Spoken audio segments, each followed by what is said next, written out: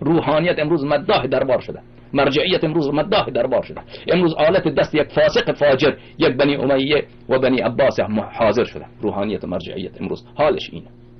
و مرکز اغلب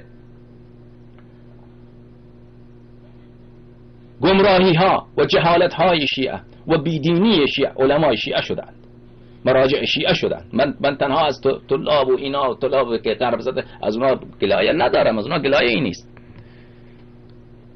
علمای شیعه، علمای سنتی که خودشان را سنتی میدارن در این مسئله خیلی مسئولیت دارن، خیلی زیاد مسئولیت دارن.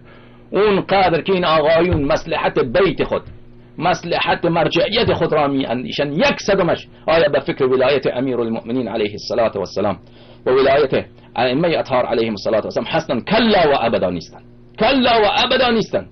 همه فکر و ذکر اینها مرجعیت خودشان، مصلحت بیت خودشان که این چطور مقلدین بیشتر میشه، چطور وکلای ما بیشتر میشه، چطور خمس از فلان تجار چطور بکنیم، همش به این فکر و ذکر هستن اینا.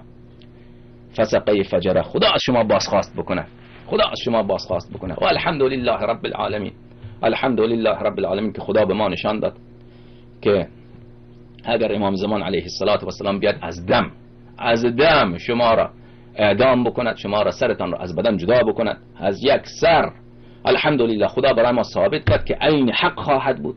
و حق امام زمان علیه السلام اینه که با شما معامله کافر حربی بکند، چون شما با امام زمان علیه السلام معامله کافر حربی کردید. شما اگر امام زمان علیه السلام را کافر نمیدانستید، در مال او مانند کافر مال کافر حربی تصرف نمی کردید. مال امام زمان علیه السلام اگر اندازه مال خودتان حرص بر حفظ او ندارید که در اون راهی که مال مصلحت کسی که مال این مال منه، من این مال خدا در اون مال راهی که مصلحت خودم باشد صرف میکنم، درسته یا نه؟